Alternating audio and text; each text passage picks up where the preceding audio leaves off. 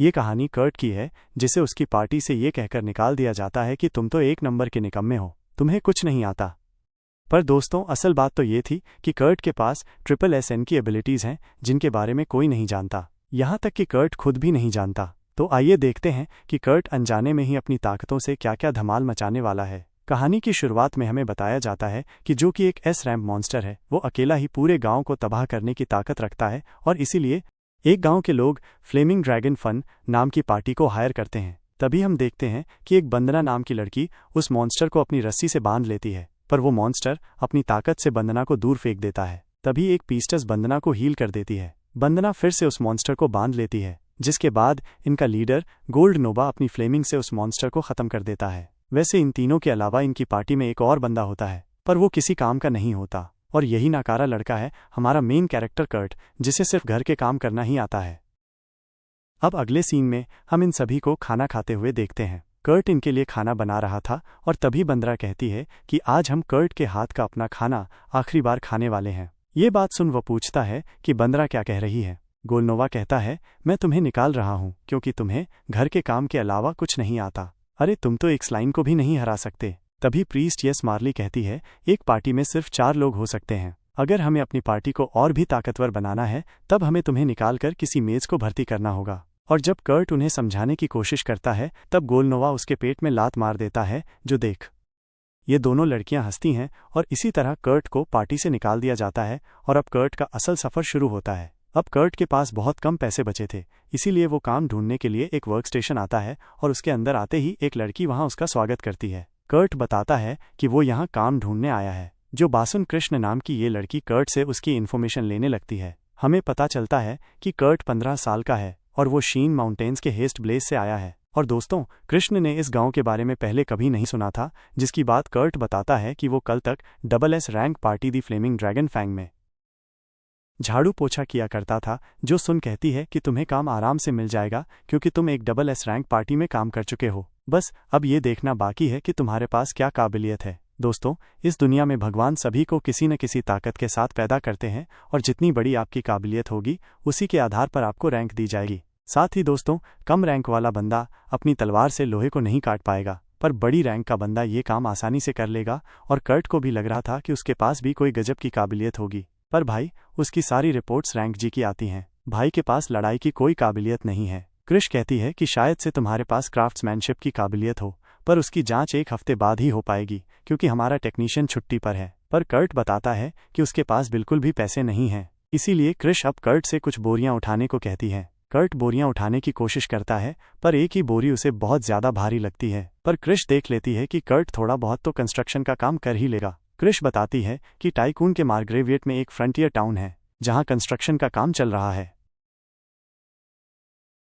क्या तुम वहां काम करना चाहोगी? कर्ट कहता है, हाँ बिल्कुल। अगले सीन में कर्ट उस जगह पर काम करने के लिए पहुंच जाता है। अब कर्ट को देख ये बंदा कहता है, देखो बच्चे, मैं तुमसे सिर्फ एक बार ही ये कहूंगा, तुम्हें सीमेंट को वहां दीवारों पर लगाना है।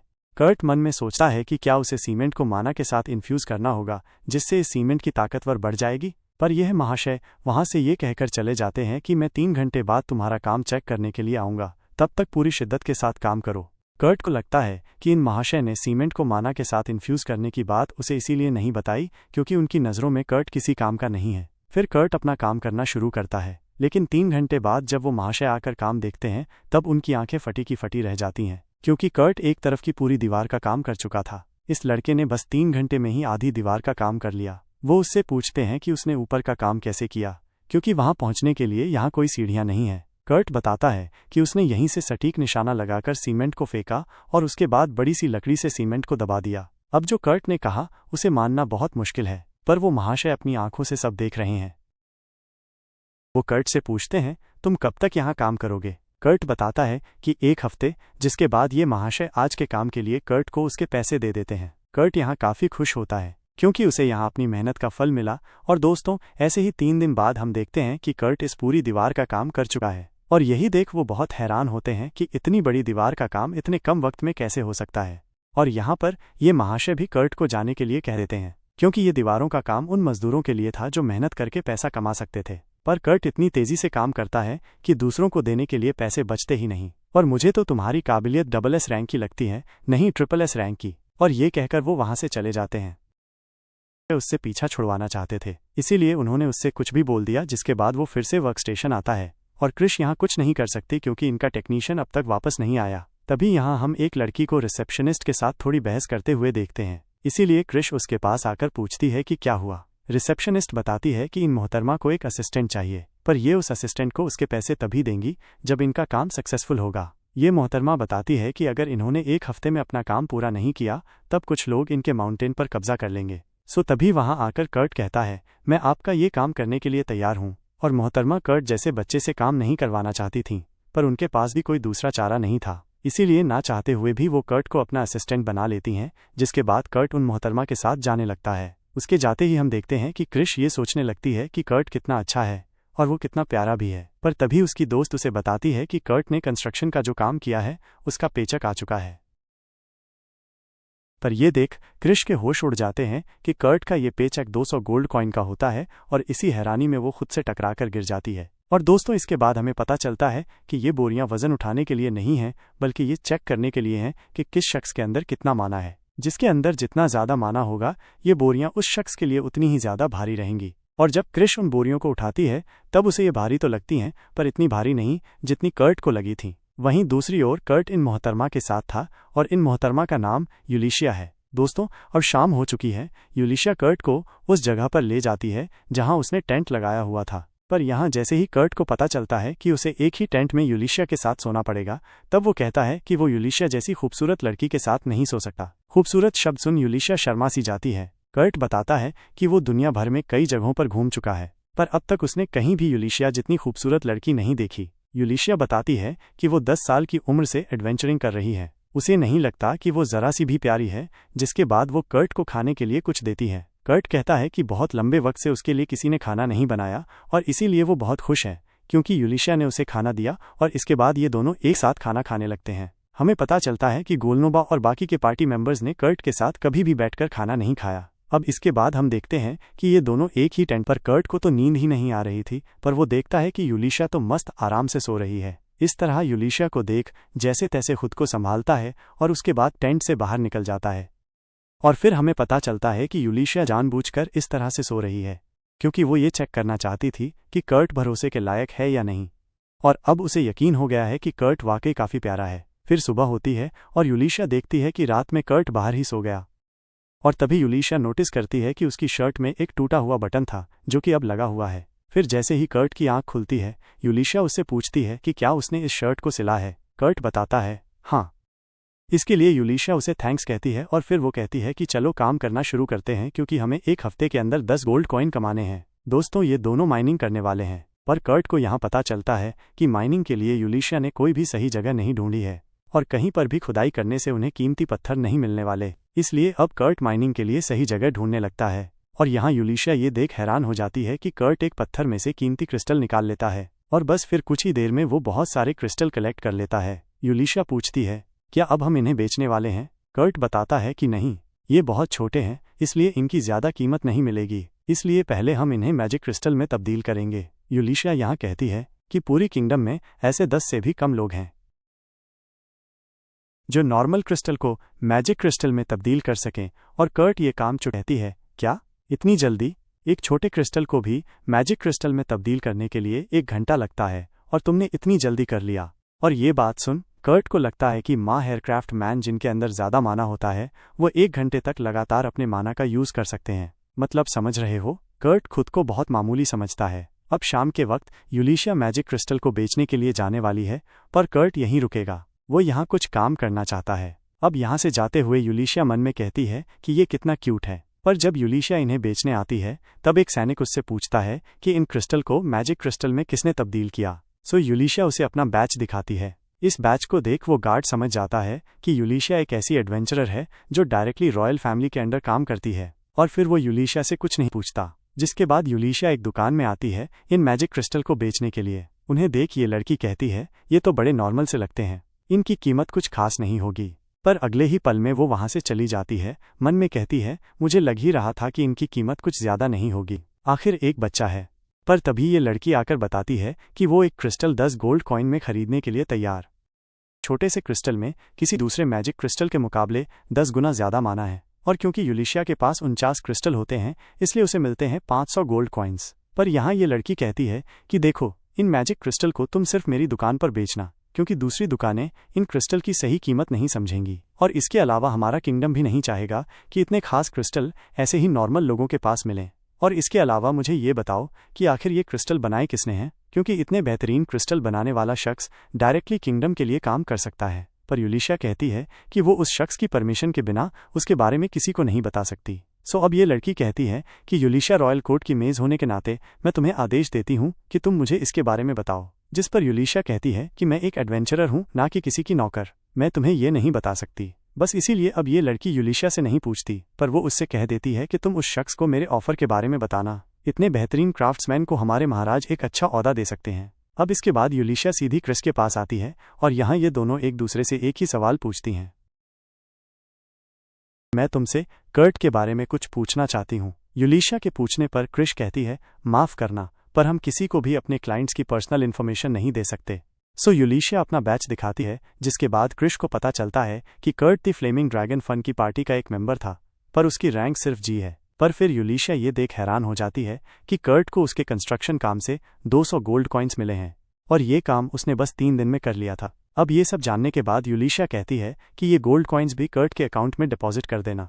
और रॉयल फैमिली के अंडर डायरेक्टली एडवेंचरिंग करने के नाते मैं तुम्हें एक आदेश देती हूँ, तुम कर्ट के बारे में किसी को भी कुछ नहीं बताओगी। फिर इसके बाद जब यूलिशिया अपनी टेंट वाली जगह पे पहुंचती है, तब वो ये देख हैरान हो जाती है कि वहां पर कर्ट एक छोटा सा घर बना चुका है। यूलिशिया कर्ट से पूछती है कि उसने इतने कम वक्त में ये घर कैसे बना लिया।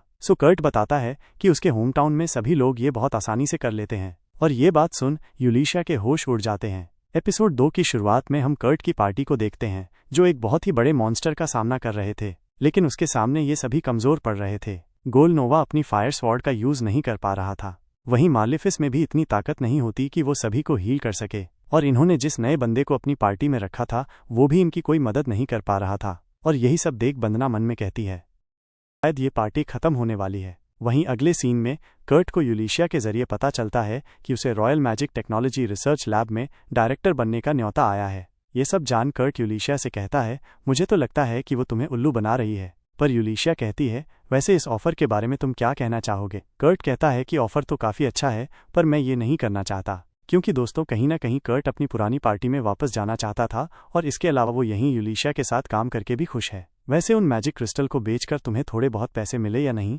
यूलिशिया बताती है कि उन क्रिस्टल्स को बेचकर जो पैसे मिले उनमें से मैंने एक गोल्ड कॉइन ले लिया, बाकी के पैसे तुम्हारे अकाउंट में ट्रांसफर करवा दिए, क्योंकि उन क्रिस्टल्स को बनाने वाले तुम थे। लेकिन अगर हम एक साथ इसी तरह से मेहनत करते रहे तो मैं जल्द ही अपना पूरा टैक्स भर पाऊंगी। कर्ट कहता है कि तुम इसकी चिंता मत करो, ये सब मैं संभाल लूंगा। यूलिशिया कहती है, पर कर्ट, शायद से तुम कल सही से सो नहीं पाए। जिस पर कर्ट बताता है कि उसके लिए बस 6 घंटे की नींद ही काफ़ी है। ये बात सुन यूलिशिया सोच में पड़ जाती है कि क्या 6 घंटे सो लिया, पर इस लकड़ी के घर को बनाने में तो इसे काफ़ी वक्त लगा होगा। यूलिशिया को अब लगता है कि उसने थोड़ा ज़्यादा सो लिया, क्योंकि अपनी पुरानी पार्टी में उसे बस 4 घंटे ही सोने को मिलते थे। इसीलिए अब वो कहता है, ज़्यादा आराम करके मैंने अपना वक्त जाया किया है, इसीलिए अब मैं और मेहनत करूंगा। ये बात सुन यूलिशिया कहती है। अब अगले सीन में ये दोनों माइनिंग करने आते हैं। कर्ट कहता है कि इस जगह के आसपास ही क्रिस्टल की कोई माइन होगी, पर 50 मीटर से ज़्यादा गहराई तक मत खोदना। ओके। वही कर्ट उस जगह पर खुदाई करने जाएगा जहां उन्हें कल वो बड़े से क्रिस्टल मिले थे, और यही बताकर कर्ट यहां से चला जाता है। अब अगले दिन शाम हो जाती है और हम देखते हैं कि काफ़ी खुदाई करने के बाद यूलिशिया को आखिरकार एक बड़ा सा क्रिस्टल मिल जाता है। यूलिशिया कहती है कि वो कर्ट की मदद से इसे मैजिक क्रिस्टल में तब्दील करवा लेगी, जिसके बाद ये काफ़ी महंगा बिकेगा, पर मैं इस बात का ध्यान रखूंगी कि मैं उससे ये काम फ्री में ना करवाऊं। अब इसके बाद यूलिशिया कर्ट के पास ये सोचते हुए जाने लगती है कि कर्ट इस वक्त क्या कर रहा होगा, और यहाँ आकर वो देखती है कि कर्ट ने एक पहाड़ में एक खदान बना ली है माइनिंग की। जिसके बाद यूलिशिया उस खदान के अंदर आती है। वो देखती है कि ये खदान अंदर ही अंदर काफ़ी चमक रही है, और भाई ये जगह ना काफ़ी बड़ी होती है। समझ नहीं आता कि कर्ट ने इतने कम वक्त में इतनी बड़ी जगह की खुदाई कैसे कर ली। तभी कर्ट वहाँ आकर कहता है, ओह तो तुम यहाँ आ गई। वो कहती है, हाँ, वैसे अब तक तुम्हें यहाँ क्या मिला। कर्ट कहता है, कुछ खास नहीं, बस कुछ मामूली से पत्थर। और इसके बाद कर्ट इन बेकार क्रिस्टल को अलग बॉक्स में डालने लगता है, पर उन क्रिस्टल को देख यूलिशिया कहती है, ये तो काफ़ी प्यारे पत्थर हैं। जिस पर कर्ट कहता है कि यहाँ पर ऐसे काफ़ी सारे पत्थर हैं, ये सारे मिरल बेकार हैं। लेकिन मिरल शब्द सुनकर ही यूलिशिया के तोते उड़ जाते हैं। हमें पता चलता है कि कर्ट के गांव में मित्रिल की इतनी ज्यादा खेती होती है कि ये लोग मित्रिल को फेंक देते हैं। पर यूलिशिया हैरान होकर मन में कहती है, क्या? पर मित्रिल तो सोने और चांदी से भी ज्यादा कीमती होता है और ये वो सिर्फ फेंक देते हैं। दोस्तों, मित्रिल एक ऐसी कीमती धातु होती है जो पूरी दुनिया में बहुत कीमती है और कर्ट को इसकी कीमत का अंदाजा नहीं है। जिसके बाद यूलिशिया को पता चलता है कि कर्ट यहाँ पर ओरिकलिकम धातु को खोजने के लिए आया है। ओरिकलिकम ऐसी धातु जिसे ईश्वर का धातु कहा जाता है, यूलिशिया कहती है, पर इनका मिलना तो लगभग नामुमकिन होता है। कर्ट कहता है, नहीं, 7 किलोमीटर की खुदाई करने पर यह धातु आराम से मिल जाती है। जिसका मतलब दोस्तों, कर्ट ने 8 घंटों में 7 किलोमीटर गहराई तक खुदाई कर ली और फिर वो वापस भी आ गया। यूलिशिया कहती है, क्या? और फिर उस 7 किलोमीटर गहरे गड्ढे का क्या हुआ? कर्ट बताता है कि उसने उसे भर दिया। यूलिशिया का मानसिक संतुलन हिल जाता है। इसने 8 घंटों में 7 किलोमीटर गहराई तक खुदाई कर ली, ये वापस भी आ गया और उस 7 किलोमीटर गहरे गड्ढे को भर भी दिया। और दोस्तों, यहाँ पर कर्ट ने काफी गहरी गुफा बना दी है। कर्ट पूछता है कि क्या उसे इस गुफा को भर देना चाहिए? यूलिशिया कहती है, नहीं, रहने दो।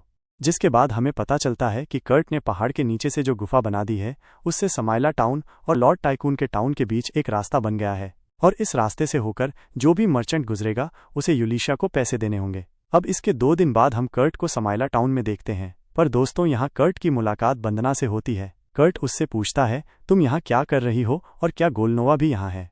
यहाँ वंदना उसे बताती है कि अब वो फ्लेमिंग ड्रैगन फन का हिस्सा नहीं रही। जिसके बाद हमें कुछ वक्त पहले का एक रेस्टोरेंट का सीन दिखाया जाता है जहाँ गोलनोवा को यहाँ का खाना जरा भी अच्छा नहीं लग रहा था, इसीलिए वो अपना बिल पे किए बिना ही यहाँ से जाने लगता है। जिसके बाद वंदना उसके पास आकर उससे कहती है, क्यों, क्या हुआ, तुम्हें उस पॉपुलर रेस्टोरेंट का खाना पसंद नहीं आया? जिस पर वो कहता है, वंदना, कर्ट ने हमारे लिए जो स्मोक्ड मीट तैयार करके रखा था वो अभी भी तुम्हारे पास है ना? वंदना कहती है कि तुम उसे पूरा खा चुके हो कर्ट के पास। पर यहाँ वो कर्ट से झूठ बोल रही है कि उसे भी पार्टी से निकाल दिया गया है। अब कर्ट यहाँ कहता है कि क्या तुम्हें भी निकाल दिया? तो मेरा तो फ्लेमिंग ड्रैगन फन में वापस लौटने का कोई चांस ही नहीं है। पर दोस्तों, कर्ट किसी नई पार्टी को ज्वाइन इसीलिए नहीं कर रहा क्योंकि गोलनोवा ने उसके लिए बहुत कुछ किया है। यह सुन वंदना कहती है, वैसे क्या इस वक्त तुम्हें काम की ज़रूरत है? क्योंकि मैं किसी को जानती हूँ जिसे उसके काम में किसी असिस्टेंट की ज़रूरत है, तो क्या तुम वो काम करना चाहोगे? साथ ही वंदना उसे ये भी बताती है कि पूरे रॉयल कैपिटल में सिर्फ 15 मास्टर्स हैं और उन्हीं में से एक को तुम मदद करने वाले हो और मुझे पूरा यकीन है तुम उनसे बहुत कमाओगे। वंदना की बात सुनकर कर्ट मदद के लिए तैयार हो जाता है। जिसके बाद कर्ट वंदना से उस जगह का मैप लेकर यहाँ से चला जाता है। पर दोस्तों, वंदना के चेहरे का एक्सप्रेशन हम समझ पाते हैं कि उसके इरादे नेक नहीं हैं। जिसके बाद हमें बताया जाता है कि अटेलियर्स ऐसी वर्कशॉप होती हैं जिनमें मैजिक सॉर्स, मेडिसिन और मैजिक डिवाइसेस जैसी चीज़ें मिलती हैं और एक अटेलियर वर्कशॉप के हेड को अटेलियर मास्टर कहते हैं और इनका ओहदा किसी डिस्काउंट के जितना ही होता है। और कर्ट ऐसे ही एक अटेलियर मास्टर के पास असिस्टेंट का काम करने जा रहा है। वह उस जगह पर पहुंचकर घंटी बजाता है और एक प्यारी सी लड़की वह दरवाज़ा खोलती है। उसे देख कर्ट कहता है, क्या आप ही अटेलियर मास्टर हो? वो बताती है कि नहीं, वो तो उनकी असिस्टेंट है मिशेल ललाकोटा। और जैसे ही मिशेल को पता चलता है कि कर्ट यहाँ उनकी मदद के लिए आया है, वो काफ़ी खुश हो जाती है और फिर कर्ट को अंदर लेकर जाने लगती है। अंदर आते ही कर्ट को बहुत भयानक बदबू आती है और हमें पता चलता है कि कर्ट को यहाँ पर साफ सफाई के काम के लिए ही बुलाया गया है। भाई, इन लोगों ने 3 हफ्तों से अपनी किचन की सफाई नहीं की। कर्ट कहता है कि वो यहाँ सब कुछ साफ कर देगा। तभी मिशेल की मास्टर उसे आवाज़ लगाती है, इसीलिए वो वहाँ से चली जाती है और इसके बाद भैया कर्ट सफाई करने के लिए तैयार हो जाता है। और दोस्तों, अगले ही पल में पूरा का पूरा किचन साफ हो जाता है मात्र 30 मिनट में। और क्योंकि अब कर्ट के पास कुछ भी करने को नहीं होता, इसीलिए वो मिशेल को ढूंढने लगता है। थोड़ा दूर आने पर उसे एक कमरा दिखता है। वो दरवाज़ा खोल कर देखता है कि कोई है तो नहीं। पर दोस्तों, यहाँ पर तो एक प्यारी सी लड़की कपड़े बदल रही थी। कर्ट उन मोहतरमा को बताता है कि उसका नाम कर्ट है और वो यहाँ काम करने आया है। ये मोहतरमा कर्ट को बताती हैं कि लेडी अरे मास्टर इस वक्त बेसमेंट में गई हैं कुछ काम करने के लिए। पर जाते जाते कर्ट को इन मोहतरमा के पेट पर एक कर्ज का निशान दिखाई देता है। कर्ट पूछता है कि क्या वो इस कर्ज को देख सकता है। इस कर्ज को देखकर कर्ट समझ जाता है कि ये कर्ज इन मोहतरमा के इंटरनल ऑर्गन को डैमेज कर रहा है। लेकिन तभी अचानक भूख की वजह से इन मोहतरमा का पेट गुड़गुड़ करता है। जो सुन कर्ट कहता है, मैं आपके लिए कुछ खाने को बना देता हूँ। जिसके बाद कर्ट किचन में आता है और अब जाकर उसे एहसास होता है कि वो एक मोहतरमा की बॉडी को देख रहा था बिना वस्त्रों के, और इसी बारे में सोचते हुए बेचारा गिर पड़ता है। दूसरी ओर यूलिशिया मिमी से पूछती है कि इसकी कीमत कितनी है। यहाँ पर यूलिशिया मित्रिल और ओरिकैल्कुम को बेचने आई है और इसकी कीमत मिमी को 50,000 गोल्ड कॉइन बताती है, जिसके बाद यूलिशिया पूछती है कि अगर कर्ट के बारे में बाहर लोगों को पता चल गया अब उसके साथ क्या होगा। मिमी बताती है कि या तो उसे किडनैप कर लिया जाएगा या मार दिया जाएगा। यूलिशिया कहती है, मैंने सुना है कि उसे फ्लेमिंग ड्रैगन फैंग पार्टी से निकाल दिया गया है। मिमी पूछती है, तो अब तुम उसके साथ क्या करोगी। यूलिशिया बताती है कि वो कर्ट को एक अटेलियर मास्टर बनाना चाहती है और फिर वो खुद उसकी बॉडीगार्ड बन जाएगी। पर दिक्कत यह है कि कर्ट को खुद अपनी काबिलियत का पता नहीं है। दूसरी ओर कर्ट उन मोहतरमा के लिए खाना बना चुका था, तभी वहां मिशेल आती है। लेडी ओफिलिया कर्ट से कहती हैं, मुझे माफ़ कीजिएगा, मैंने आपका किचन आपकी परमिशन के बिना यूज़ किया। वैसे मैं ये खाना उस लड़की के लिए बना रहा हूँ जिसका कमरा पीछे है। पर यह बात सुनते ही लेडी ओफिलिया उससे कहती हैं, तुम उस लड़की के बारे में किसी से कुछ बात नहीं करोगे, ओके, और आज के लिए तुमने बहुत काम कर दिया, ये लो पैसे। अब जितने पैसे लेडी ओफिलिया कर्ट को देती हैं वो कर्ट को बहुत ज़्यादा लगते हैं, जिसके बाद कर्ट उन्हें लेकर यहाँ से चला जाता है। पर उसके जाते ही लेडी ओफिलिया कहती हैं, आखिर मुझसे ये गलती कैसे हो गई, एक आउटसाइडर ने आखिर उनसे बात कैसे की। पर अभी के लिए मुझे अपना ध्यान उस कर्ज को हटाने पर देना होगा। जिसके बाद हम देखते हैं कि लेडी ओफिलिया उन मोहतरमा के लिए वही खाना लेकर आती हैं। इसके बाद वो इन मोहतरमा को ढंग से कपड़े पहनाने लगती हैं, क्योंकि इन मोहतरमा को ढंग से कपड़े पहनना आता ही नहीं। ये काम इनके लिए शुरू से ही कोई और करता आया है, पर तभी फिर से इनका पेट गुड़गुड़ करने लगता है। लेडी ओफिलिया कहती हैं, मैं इसे चेक कर लेती हूँ, फिर आप इसे खा लीजिए। जिस पर ये कहती हैं, चेक मत कीजिए, मेरा दिल कहता है कि वो एक बहुत अच्छा लड़का था और मैं नहीं जानती कि मेरे ऊपर इस कर्ज को किसने लगाया, इसीलिए वो अब तक हर किसी पर शक करती आई है। पर आज उसकी अंतरात्मा कह रही है कि उसे उस लड़के पर भरोसा करना चाहिए। और अब लेडी ओफिलिया भी यहाँ कुछ नहीं कहती और ये मोहतरमा उस खाने को खाने के लिए बैठ जाती हैं। इस खाने की खुशबू बहुत अच्छी थी और फिर ये ऐसे खाती हैं कि इसका स्वाद भी बहुत अच्छा था। पर अगले ही पल में इससे बहुत ज़्यादा दर्द होने लगता है, जो देख लेडी ओफिलिया कहती हैं, उस लड़के ने इसमें जहर मिलाया होगा। आखिर मैं इतनी लापरवाह कैसे हो सकती हूँ। पर अगले ही पल में वो लड़की खड़ी होने लगती है। लेडी ओफिलिया पूछती हैं, आप ठीक तो है ना। पर अगले ही पल में ये मोहतरमा बिल्कुल ठीक हो जाती हैं और इसके बाद लेडी ओफिलिया के होश उड़ जाते हैं, क्योंकि इन मोहतरमा के ऊपर लगा कर्ज मिट चुका था। लेडी ओफिलिया कहती हैं कि आखिर ऐसा कैसे हो सकता है। दूसरी ओर हम एक शख्स को देखते हैं जो कह रहा था, मुझे समझ नहीं आ रहा कि आखिर वो कर्ज कैसे हट गया। उसे हटाना तो नामुमकिन था, पर उसके सामने बैठा शख्स कहता है, मैंने बहुत इंतजार कर लिया, पर अब राजकुमारी को मरना होगा। जिसके बाद हम देखते हैं कि लेडी ओफिलिया मिमी को उससे मिलने आती हैं। मिमी से कहती हैं, ये मेरी दोस्त यूलिशिया है, ये भरोसेमंद है, आप इसके सामने बात कर सकती हैं। सो अब ये कहती हैं, मैं हूँ अटेलियर मास्टर। और इसके बाद जैसे ही ये मोहतरमा अपना चेहरा दिखाती हैं, यूलिशिया और मिमी इनके सामने झुक जाती हैं और हमें पता चलता है कि ये मोहतरमा रॉयल कैपिटल की तीसरी राजकुमारी हैं, माइनस लेडी लीज एज लॉट माइनस। और यहाँ इन दोनों को जानने को मिलता है कि राजकुमारी के ऊपर एक कर्ज लगा था। कोई उन्हें मारना चाहता है, क्योंकि लेडी लीज लॉर्ड महाराज और ईस्ट एम्पायर गुरु माकू की राजकुमारी प्रिंसेस फ्रैंकोस की इकलौती औलाद हैं। यानी कि ये दो राज्यों के बीच शांति का प्रतीक हैं और कोई शख्स इन्हें मारकर इस शांति को तबाही में बदलना चाहता है। अब प्रिंसेस को सही सलामत देख मिमी दौड़कर उनके गले लग जाती है और इसके बाद हमें पता चलता है कि ये यहाँ पर पता लगाने आई हैं कि इन पर वो कर्ज लगाने वाला शख्स कौन था। पर यहाँ मिमी राजकुमारी से पूछती है कि वो एक बहुत ही ताकतवर कर्ज था, आखिर उसे हटाया किसने। प्रिंसेस कहती हैं कि उस प्यारे लड़के का नाम है कर्ट। और ये बात सुन यूलिशिया और मिमी के होश उड़ जाते हैं और यहीं ये एपिसोड एंड होता है। सो दोस्तों, अगर तुम्हें ये कहानी पसंद आई हो और इसका पार्ट 2 देखना चाहते हो तो कमेंट में बता देना।